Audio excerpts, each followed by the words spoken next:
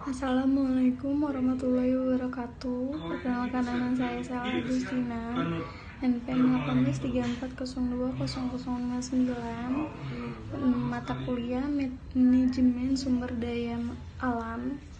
Di sini saya akan menjelaskan materi tentang upaya meningkatkan kualitas SDM melalui interaksi positif dengan lingkungan.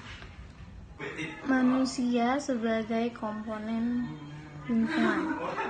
Berdasarkan potensinya dalam mengubah lingkungan, seolah-olah manusia merupakan spesies paling dominan dan berkuasa. Padahal, kenyataannya secara biologis tidak demikian. Kita tidak bisa membayangkan bagaimana jadinya apabila tidak ada tumbuhan. Demikian pula, seandainya tidak ada hewan-hewan, baik hewan rendahik maupun besar. Sebaliknya, tumbuhan dan hewan-hewan akan tetap dapat hidup lestari seandainya pun tidak ada manusia. Sesungguhnya, manusia yang memerlukan kehadiran mereka, tumbuhan dan hewan, dan bukan sebaliknya.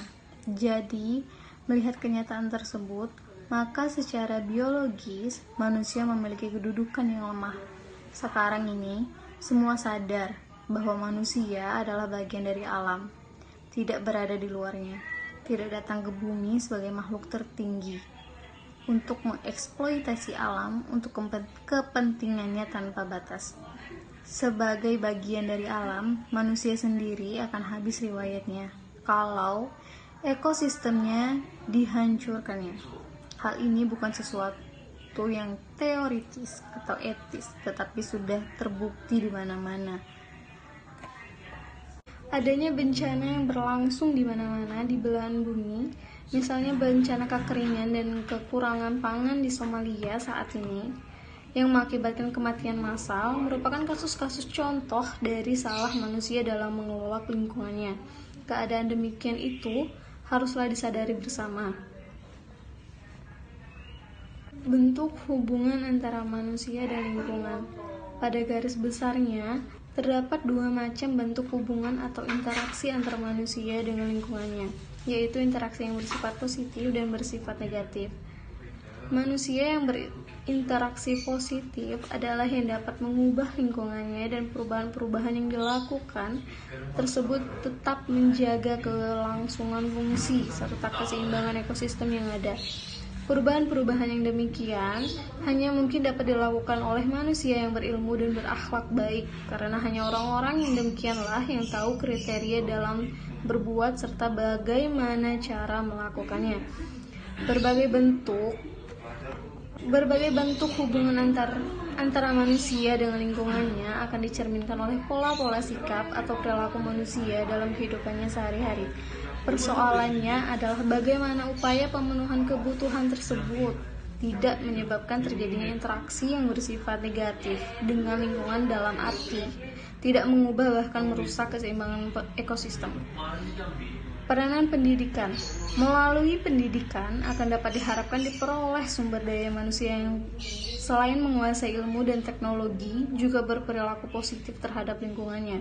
Di dalam Undang-Undang Nomor 4 Tahun 1982 tentang ketentuan pokok mengenai lingkungan hidup, disebutkan bahwa untuk menumbuhkan kesadaran lingkungan dapat ditempuh melalui dua jalur pendidikan, yaitu jalur luar persekolahan atau non-formal dan jalur persekolahan atau formal. Kenyataan pada saat ini terdapat suatu kecenderungan semakin tinggi tingkat pendidikan seseorang, maka semakin tidak dapat menyesuaikan diri dengan alam sekeliling pedesaan dan pertanian. Hal ini disebabkan mereka merasa materi pelajaran yang didapat di sekolah beda sekali dengan yang dilihat di sekelilingnya. Lagi pula, mereka tidak diasuh untuk mengkaitkan. Akibatnya adalah semakin banyak orang pintar di desa yang lari ke kota dan atau semakin jauh dari lingkungannya. Kesimpulan dari materi yang saya jelaskan tadi bisa kita ambil, yaitu Peningkatan sumber daya manusia diarahkan kepada penguasaan ilmu dan teknologi untuk mengolah sumber daya alam tanpa merusak keseimbangan ekosistem dan bahkan mampu melaksanakan usaha-usaha konservasi sumber daya alam tersebut. Dengan demikian, interaksi yang terjadi antara manusia dengan lingkungannya adalah interaksi positif. Itulah materi yang dapat saya jelaskan. Lebih dan kurang mohon maaf. Terima kasih. Wassalamualaikum warahmatullahi wabarakatuh.